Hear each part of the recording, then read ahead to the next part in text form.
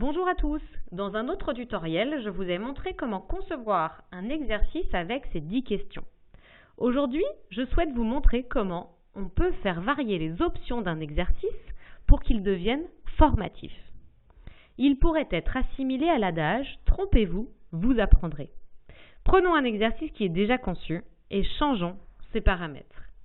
Je reviens sur un exercice qui était un exercice diagnostique et je souhaite le changer. Pour ce faire, je clique sur les 3 petits points et sur modifier les paramètres d'exercice. Je vais changer son titre, nous ne sommes plus dans le test, mais dans la formation. Donc, formons vos connaissances. Et nous allons ensuite changer les options de cet exercice.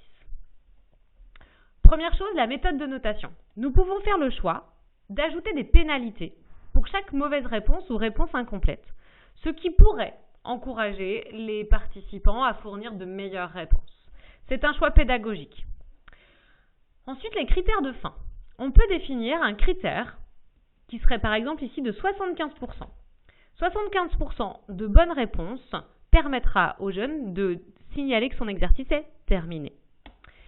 On peut continuer d'afficher les questions de façon aléatoire, surtout si nos jeunes passent l'exercice dans une salle informatique.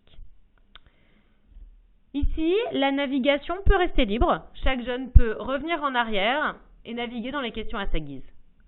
Par contre, le nombre de tentatives, lui, va devoir évoluer. On peut considérer, par exemple, qu'à à partir de 3 tentatives, nous sommes dans le formatif. Nous allons devoir prendre en compte la meilleure de toutes les tentatives, la dernière ou la première. C'est un choix pédagogique. Sachez qu'en tant que formateur, vous aurez accès à toutes les tentatives, mais ne sera retenu pour une notation, par exemple, que la meilleure de toutes. Et nous pouvons là encore décider d'un délai et considérer que, comme c'est du formatif, il est illimité, pas de pression. Ensuite, sur les résultats et commentaires. Alors là, par contre, inintéressant de dévoiler les bonnes réponses.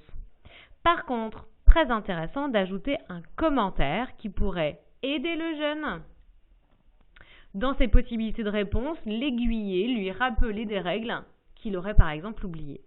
Je peux donc maintenant enregistrer mon exercice et voici un exercice diagnostique. J'espère que c'est clair. N'hésitez pas à revenir vers moi si ce n'est pas le cas.